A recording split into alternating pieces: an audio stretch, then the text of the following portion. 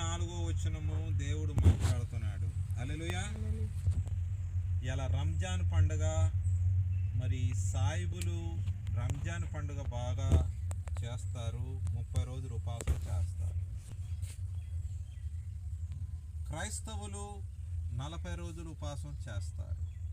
హిందువులు స్వామి అయ్యప్ప కూడా 40 రోజులు ఉపవాసం చేస్తారు. అయితే ఈరోజు మనకి ఈ బలిపీఠం ఇచ్చారు. ఈ బలిపీఠంలో ఉదయం మనము సృష్టికర్త అని అల్లా అంటే ఎవరో కాదు, నా దృష్టిలో నా వరకు యెహోవా తండ్రి అని నేను నమ్ముతాను. యెహోవా తండ్రి అని నేను నమ్మే అతనికి సన్మానిస్తాను. అయితే నా ద్వారా సువార్త వచ్చింది. దేవుడు సువార్త అంటే ఒక మంచి మాట, సువార్త అంటే మంచి ఆశీర్వాదం, సువార్త ప్రార్థన అంటే గొప్పది. హల్లెలూయా. అయితే యేసుప్రభు వారు ఈ భూమి మీద మానవులందరినీ కూడా సన్మానించటానికి, గౌరవించటానికి, అందరినీ ప్రేమించి ఆయన ఒక మాట అన్నారు, నేను పరలోకము నుండి దిగి వచ్చిన ఆహారం అని యోహాను సువార్త 6:51 మాట్లాడారు. నిజమే, పరలోకం నుండి దిగి వచ్చే ఆయన ఈ భూమి అంతా కూడా సువార్త ఏమని ప్రకటించారంటే మారు మనసు పొందండి. మారు మనసు అంటే ఏంటంటే, నువ్వు ఇంత ముందు వరకు ఒక మనసు ఉంది, ఒక హృదయం ఉంది. ఆ హృదయంలో ఎన్నో చెడులు ఉన్నాయి, ఎన్నో శాపాలు ఉన్నాయి. మారు మనసు అంటే దేవుణ్ణి ఎతకడము. హల్లెలూయా. మారు మనసు అంటే దేవుడిలో ఉండడము. హల్లెలూయా. మారు మనసు అంటే అందరినీ కూడా గౌరవించడం, సన్మానించడం, ప్రేమించడం, అందరు కూడా మంచి చేయడము. హల్లెలూయా. ఈ ప్రపంచము అంతా కూడా భూమి ఆకాశము సృష్టించిన దేవుడు ఎవరంటే సాయిబులు మతం అంటారు. మతం అనొచ్చో కాదో నాకు కూడా తెలియదు అంత అవగాహన. కానీ సాయిబులు కూడా మా అల్లాయే సృష్టికర్త అంటారు. యేసు ప్రభువులో ఉన్నవారు మనం అందరం కూడా యెహోవే సృష్టికర్త అని మనం అంటాం. హిందూ మతంలో అని పెట్టారు, హిందూ మతం అంటున్నారు. పూజలు సంస్కారాలు చేసి నిష్టగా ఉండేవారు హిందువుల్ని. వాళ్ళు కూడా ఏమంటారంటే దాంట్లో కూడా శివుడు సృష్టికర్త, శ్రీకృష్ణుడు సృష్టికర్త, బ్రహ్మ సృష్టికర్త అని వాళ్ళు అంటారు. అనేక దేవుళ్ళు భూమి మీద ఉన్నారు, ప్రతి దేవుడు ఉన్నాడు. నేను చెప్తున్నాను, ప్రతి దేవుడు ఉన్నాడు.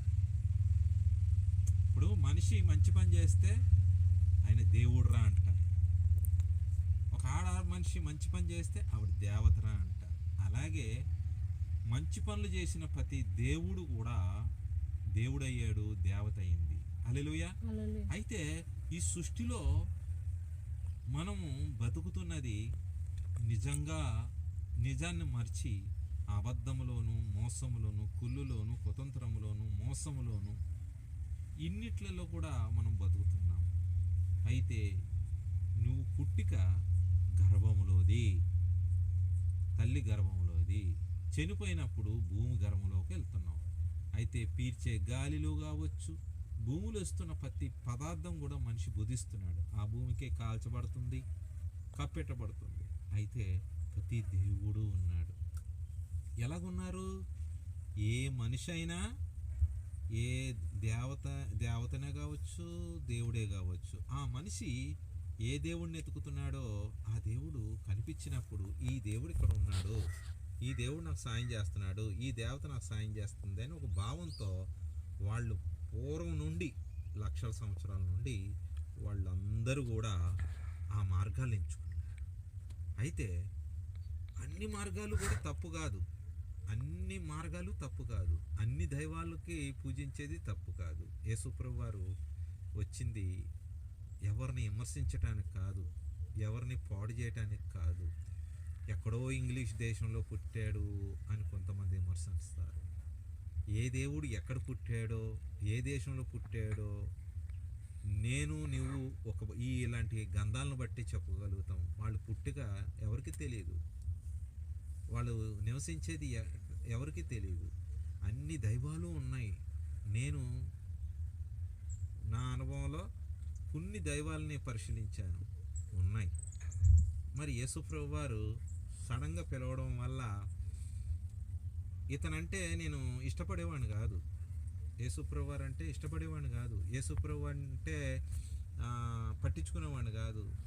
అంత ఇదిగా ఇతని గురించి అంత పట్టించుకున్నాను. కానీ ఇతను నాకు ఒక మార్గంలో నడిపించాడు. ఆ మార్గంలో బాప్తిసం వచ్చింది. నేను పొందాను.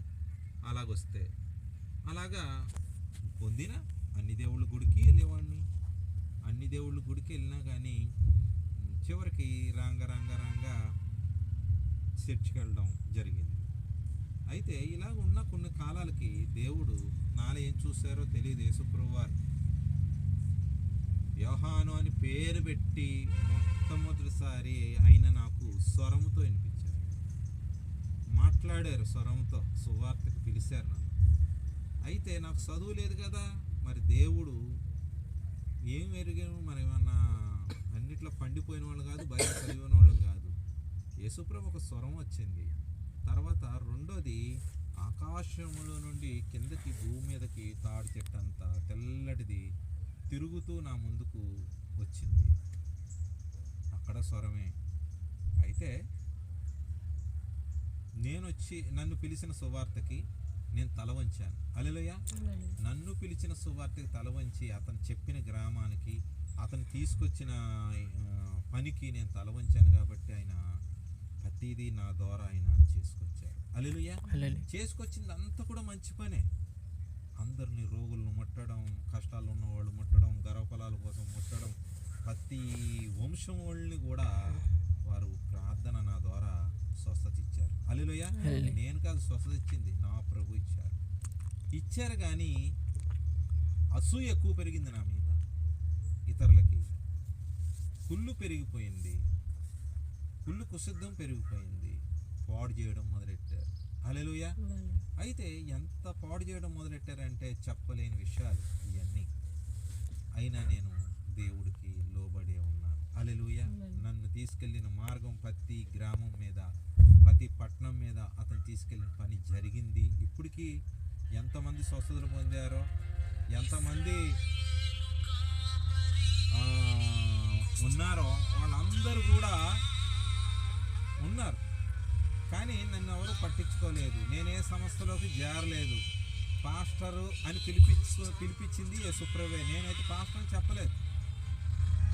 నన్ను ఏ ఉద్యోగం చేశానో ఆ ఉద్యోగం పేరే నేను సాక్ష్యం చెప్పి సువార్త ప్రకటించాను. అయితే ఈరోజు బలిపీఠాలు మనము చింతపల్లి అడవుల్లో వేసాం, శ్రీకాకుళంలో వేసాం, మరి ఉప్పరగూడెంలో వేసాం, ఇక్కడ మండపం వేసాం. ఇప్పుడు అద్దెంట్లో ఉన్నాను. అయితే అన్ని పండుగలకి కూడా నన్ను ఎవరో ఎందుకు పిలవరు. నాకు ఏ పెళ్ళికి, పేరెంటాలకి, గృహప్రవేశాలకి ఎవరు పిలవరు, ఎంతమంది అన్నా కానీ. అయితే క్రిస్మస్ మాత్రం నేను కంపల్సరిగా చేయదలుచుకున్నాను. చేస్తున్నప్పుడు నేను ఎవరికి క్రిస్మస్ చేస్తున్నాను డబ్బు ఇవ్వండి అని ఎవరిని కూడా 23 ఏళ్లలో అడగలేదు.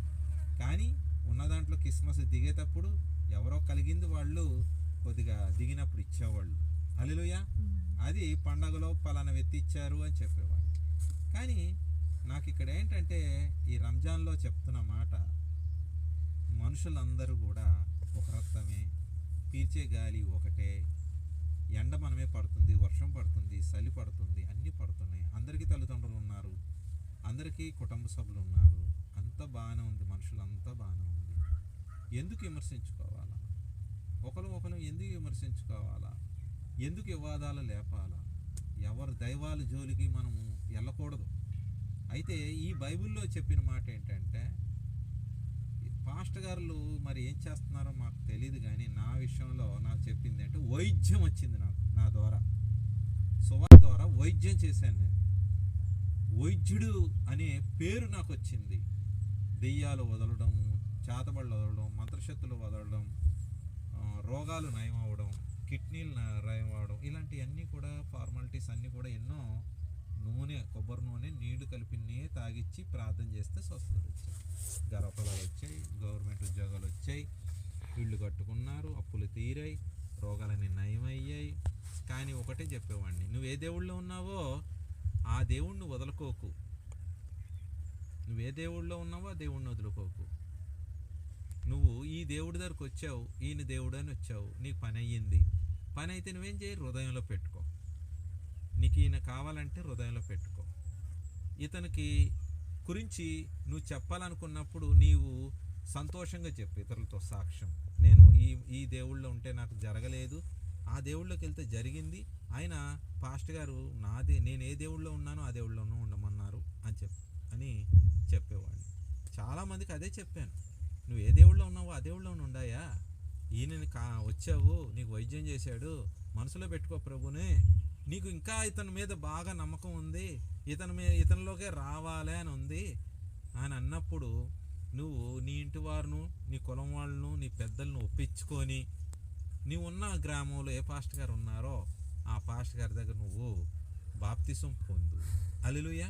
బాప్తిసం అంటే ఏంటంటే కట్టుబాటు, ఒక నిబంధన, అంతే. బాప్తిసం అంటే ఒక కట్టుబాటు, ఒక నిబంధన. దీంట్లో పాప క్షమాపణ, పుణ్య క్షమాపణ ఏమీ లేదు.